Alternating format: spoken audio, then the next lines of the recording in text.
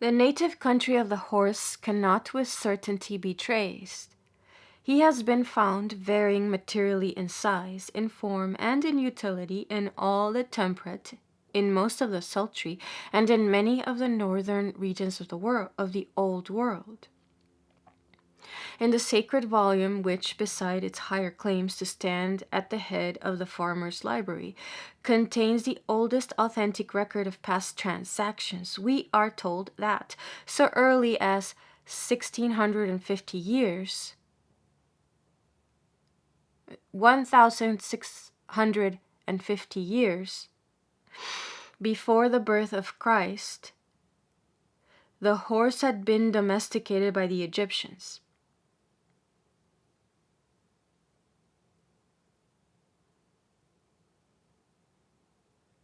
When Joseph carried his father's remains from Egypt to Canaan, there went up with him both chariots and horsemen. 150 years afterwards, the horse constituted the principal strength of the Egyptian army. Pharaoh pursued the Israelites with 600 chosen chariots and with all the chariots of Egypt. If we could believe the accounts of the uninspired historians, Sesostris, the monarch probably whom Joseph served, had 27,000 chariots of war, and Semiramis, the founder of Babylon, had 100,000 chariots and 1,000,000 of horsemen. But this was probably a great exaggeration. 50 years after the expulsion of the Israelites from Egypt, and 450 years before the birth of Christ,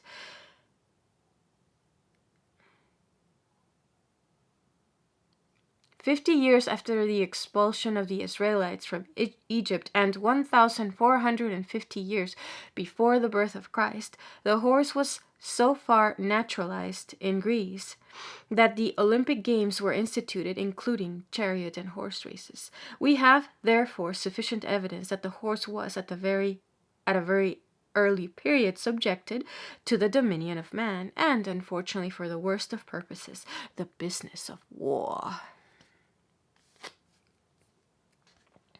From the records of the Old Testament, we are likewise enabled to ascertain the precise period of time when, in Egypt and Canaan and the neighboring countries, this animal began to be domesticated. 1,920 years before the birth of Christ, when Abraham, having left Haran in obedience to the divine command, was driven into Egypt by the famine which raged in Canaan.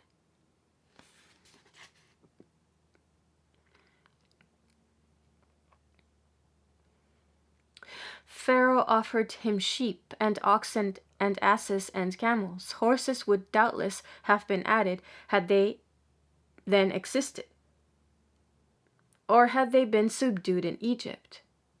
When, 50 years afterwards, Abraham journeyed to Mount Moriah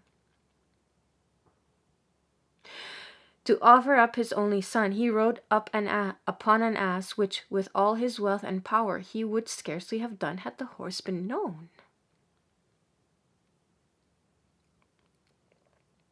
30 years later, when Jacob returned to Isaac with Rachel and Leah, an account is given of the number of oxen, sheep, camels, goats, and asses which he sent to appease the anger of Esau, but not one horse is mentioned. It is not until 24 years after this, when the famine devastated Canaan, and Jacob sent into Egypt to buy corn,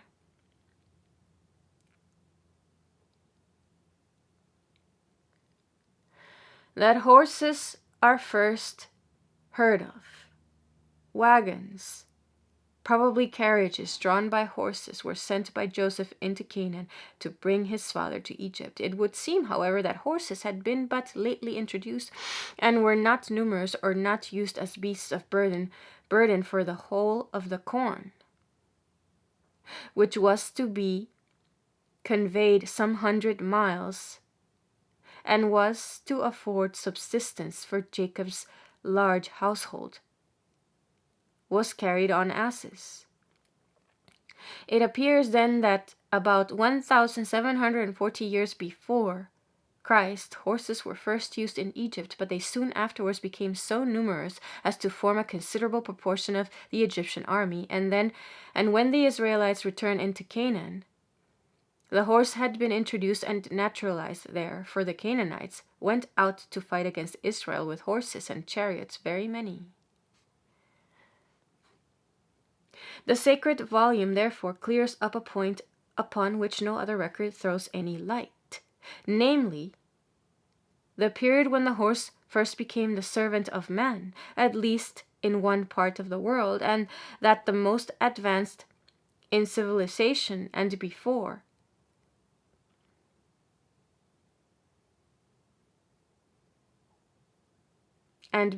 Greece was peopled. The sacred volume therefore clears up a point upon which no other record throws any light, namely, the period when the horse first became the servant of man, at least in one part of the world, and that the most advanced in civilization, and before Greece was peopled. A long time must have elapsed before man was able to ascertain the value and peculiar use of the animals that surrounded him. He would begin with the more subordinate, those which were most easily caught and most readily subdued, and the benefits which he derived from their labors would induce him to attempt to conquest. The conquest of superior quadrupeds. In accordance with this, the writings of Moses show us that after the ox, the sheep, and the goat, man subdued the ass, and then the camel, and last of all the horse became his servant. And no sooner was he subdued, and his strength and docility and sagacity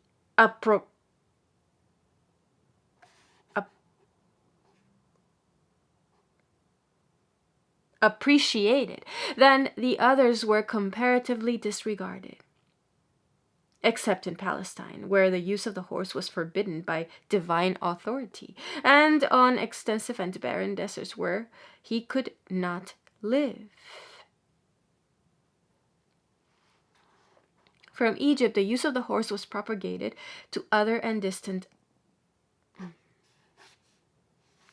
When Sir Gore Ouseley traveled through Persia and the different countries of the East, he examined, among other relics of antiquity, the sculptures on the ruins of Persepolis, and he draws from them a curious and interesting conclusion as to the manner in which the horse was gradually subdued. There are no figures, says he, mounted on horseback, although some travelers have mentioned horsemen among those sculptures. One would think that the simple act of mounting on a horse's back would naturally have preceded the use of wheel carriages and their complicated harness, yet no horsemen are found at Persepolis, and we know Homer's horses are represented in chariots from which the warriors sometimes descended to combat on foot, but the poet has not described them as fighting on horseback.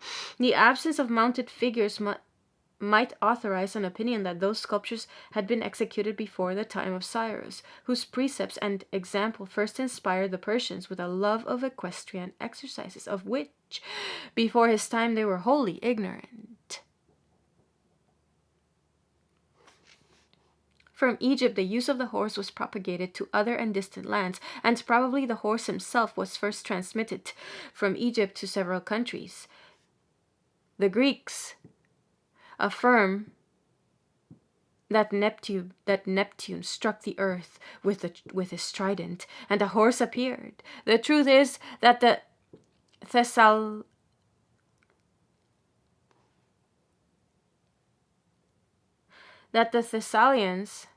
the first and most expert of the Grecian horsemen, and likewise the inhabitants of Argos and of Athens, were colonists from Egypt.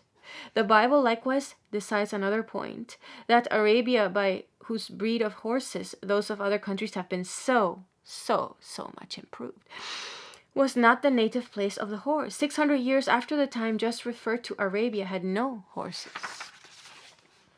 Solomon imported spices, gold, and silver from Arabia. but all the horses for his own cavalry and chariots and those with which he supplied the Phoenician monarchs he procured from Egypt.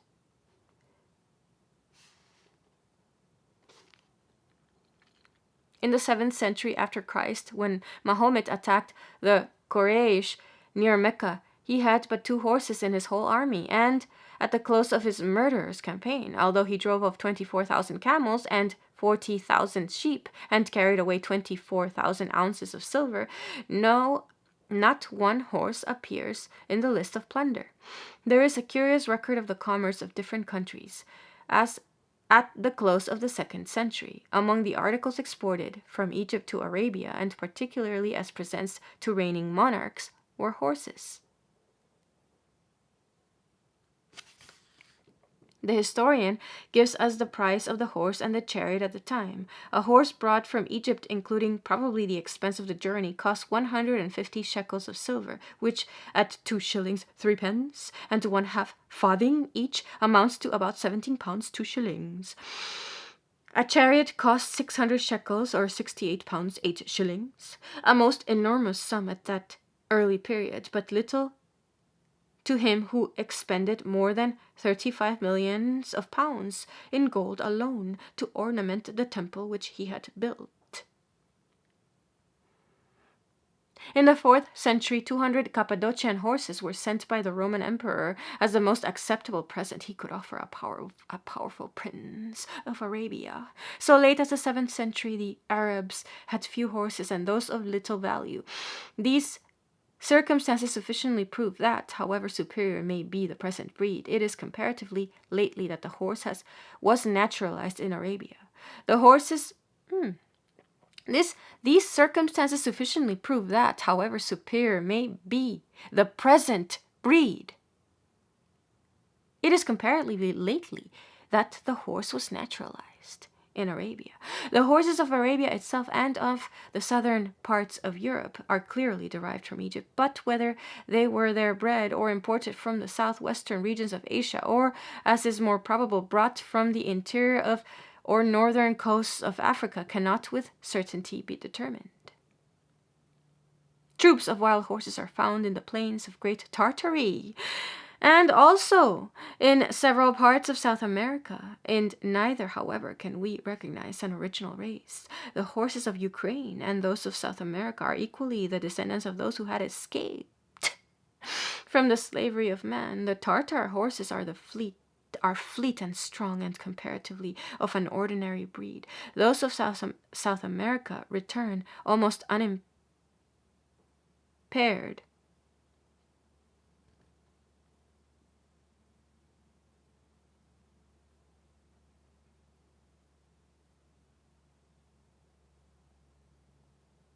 The size and form of their European ancestors.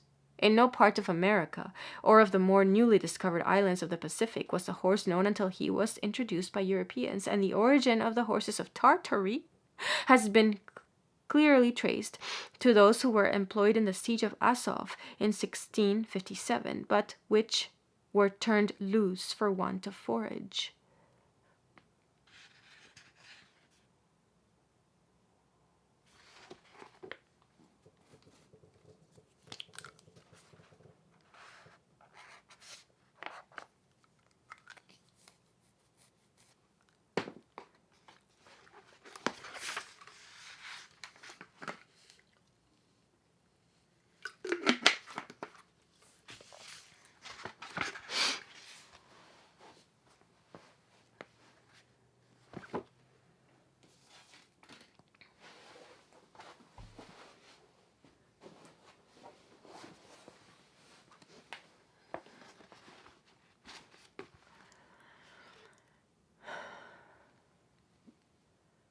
All travelers who have crossed the plains extending from the shores of La Plata to Patagonia have spoken of numerous droves of wild horses. Some affirm that they have seen 10,000 in one troop. They appear to be under the command of a leader, the strongest and the boldest of the herd, and whom they implicitly obey.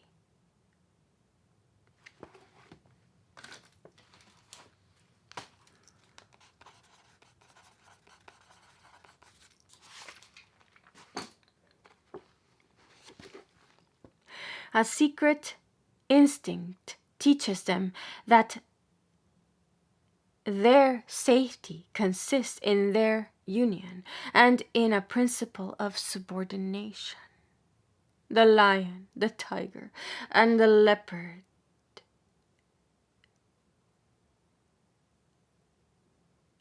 are their principal enemies. At some signal intelligible to them all, they either close into a dense mass and trample their enemy to death, or placing the mares and foals in the center, they form themselves into a circle and welcome him with their heels. In the attack, their leader is the first to face the danger, and when prudence demands a retreat, they follow his rapid flight. In the thinly inhabited parts of South America, it is dangerous to fall in with any of these troops. The wild horses approach as near as they dare. They call to the loaded horse with the greatest eagerness, and if the rider be not on the alert and have not considerable strength of arm and sharpness of spur, his beast will divest himself of his burden, take to his heels, and be gone forever. His beast will divest himself of his burden, take to his heels, and be gone forever. Captain Head gives the following account of a meeting with a troop of wild horses where the country is more thickly inhabited. Some poor captured animals are supposed to be forced along by their riders at their very utmost speed. As they are thus galloping along, urged by the spur, it is interesting to see the groups of wild horses one passes. The mares, which are never ridden in South America, seem not to understand what makes the poor horse carry his head so low and look so weary. An Englishman once attempted to ride a mare, but he was hooted and pelted by the natives, and thought himself fortunate to escape without serious injury. Sir John Carr, in his Northern Summer, page 44, states that it is only a short time since mares began to be ridden in Russia. The little innocent colts come running to meet him, and then start away frightened, while the old horses, whose white marks on the flanks and backs betray their acquaintance with the spur and saddle, walk slowly away for some distance, then breaking into a trot as they seek their safety, snort and look behind them, first with one eye and then with the other, turning their nose from right to left and carrying their long tail high in the air. The same pleasing writer describes the system of horse management among the rude inhabitants of the plains of South America. They have no stables, no fenced pastures. One horse is usually kept tied at the door of the hut, fed scantily at night on maize, or at other times several may be enclosed in the corral, which is a circular space surrounded by rough posts driven firmly into the ground. The mares are never ridden or attempted to be tamed, but wander with their foals wherever they please. The mares are never ridden or attempted to be tamed, but wander with their foals wherever they please.